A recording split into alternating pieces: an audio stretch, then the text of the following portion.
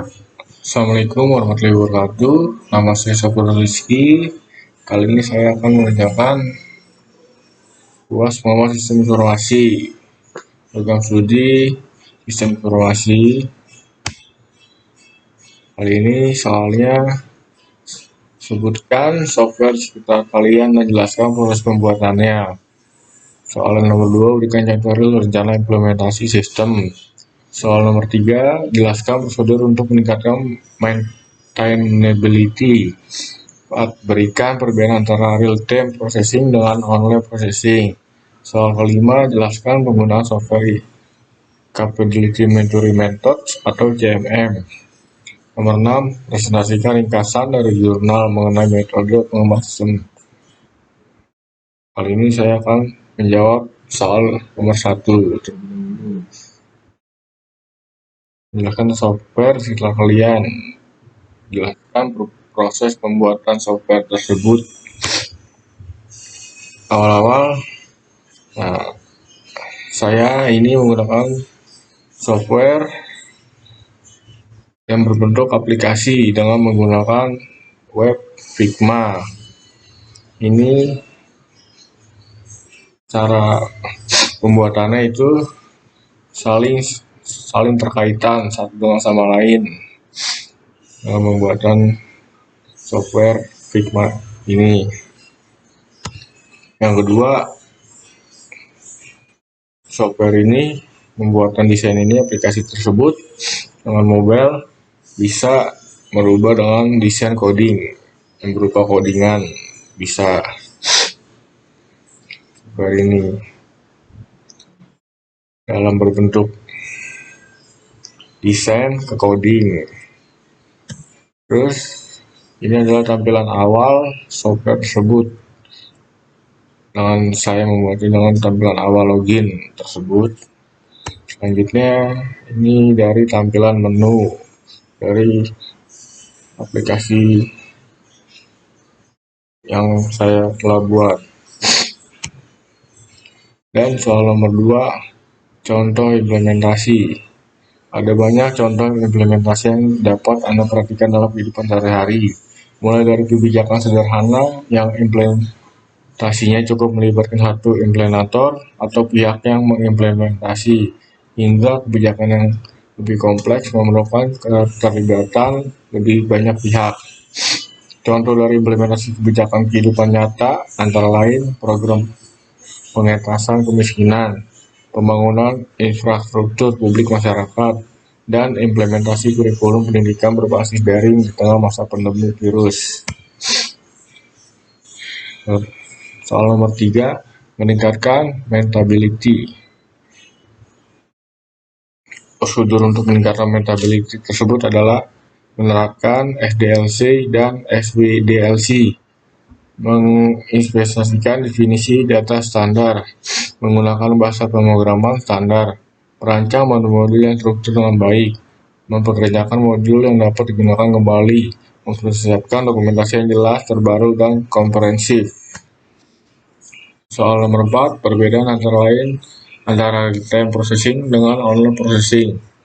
Real-time processing dia menggunakan mekanisme pengontrolan perekaman data, pemrosesan yang sangat cepat, sehingga output yang dihasilkan dapat diterima dalam waktu yang relatif sama. Perbedaan dengan sistem online adalah suatu waktu yang menggunakan real time biasanya 100 atau 1000 detik, sedangkan online masih dalam skala detik atau bahkan kadang beberapa menit. Perbedaan lainnya, online biasanya hanya berinteraksi dengan pemakai, sedangkan real time berinteraksi langsung dengan pemakai dan lingkungan yang tepat. Online processing yaitu data langsung proses saat itu dimasukkan. Pengguna biasanya harus menunggu waktu yang singkat untuk menjawab. Pengolahan interaktif atau online mengharuskan pengguna untuk memasuk input. Keuntungannya, interaktif atau pengolahan online mungkinkah pengguna untuk input data dan mendapatkan hasil dari pengolahan data yang segera. Soal nomor 4, menggunakan software CMM. Perangkat lunak peduli CMM dirancang untuk menganalisis informasi yang dikumpulkan oleh prop unit CMM bergantung pada tujuan operasi CMM. Ini dapat membandingkan titik data yang dikumpulkan dengan desain atau model yang sudah ada atau pembuatan model digital baru dari objek yang dipindah. Fungsi pertama umumnya digunakan untuk inspeksi produk atau tujuan pengujian, sedangkan fungsi kedua biasanya digunakan untuk digitalisasi desain dan tujuan rekayasa balik. Ya, soal 4. Ini adalah ringkasan dari sebuah jurnal tugas saya.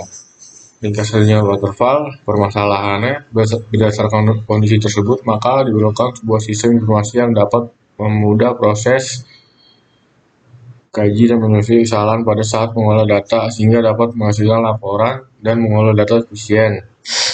Metode pengembangannya, pembahasan sistem informasi. Penelitian ini metode yang digunakan dalam pengembangan perangkat lunak. Merupakan suatu metode klasik yang bersifat struktur dan pembuatan perangkat lunak yang terbagi atas 5 tahap, yaitu 1. Analisa kebutuhan sistem analisis. Ini tahap awal yang dilakukan di mana tahap ini dilakukan untuk mengembangkan program yang akan dibuat terdiri dari menu-menu yang diperlukan dalam sistem informasi, pengolahan data, gaji, dan menu-menu yang dibuat dalam sistem informasi ini antara lain menu master yang terdiri dari menu master, data user, menu master, data karyawan, menu master, data jabatan, menu master, data tunjangan, menu master, data, dan menu master, data potongan. Menu transaksi yang terdiri dari info jurnal, rekap absensi, transaksi penggajian, dan slip gaji, hingga pencetak laporan data master, data absensi, dan data transaksi pengajian.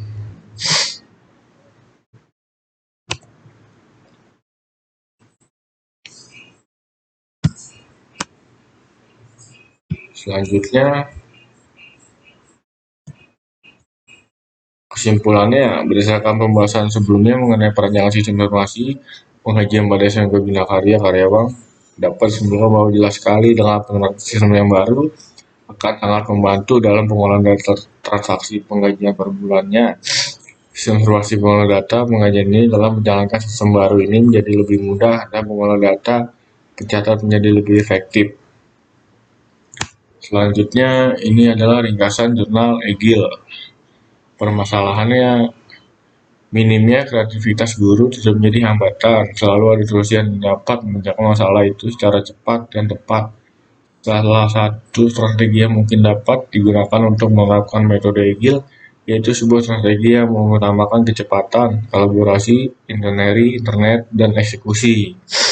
Metode pengembangannya, misi pengembangan EGIL yang kemudian dikenal sebagai EGIL Manifesto, menekan pada kepuasan dari klien dengan menjadikan sebagai prioritas utama dalam menghasilkan produk lebih awal dan berkelanjutan. Kesimpulannya, tenaga kependidikan metode agil bisa juga diterapkan dalam pembelajaran di kelas agar proses pembelajaran menghasilkan video yang kreatif, kritis, semangat, inovatif, eksploratif, dan mudah beradaptasi dalam menghadapi perubahan yang pasti akan selalu terjadi. Selanjutnya adalah ringkasan jurnal prototype. Masalahannya, berdasarkan pendahulu latar belakang masalah, maka penelitian dapat berusaha masalah antara lain bagaimana cara agar proses dapat pendataan tidak terjadi redundansi data serta mendapatkan data yang akurat. Metode pengembangan, metode proses yang digunakan pada penelitian itu yaitu metode prototype tahapan. Metode prototype 1. Pengumpulan kebutuhan.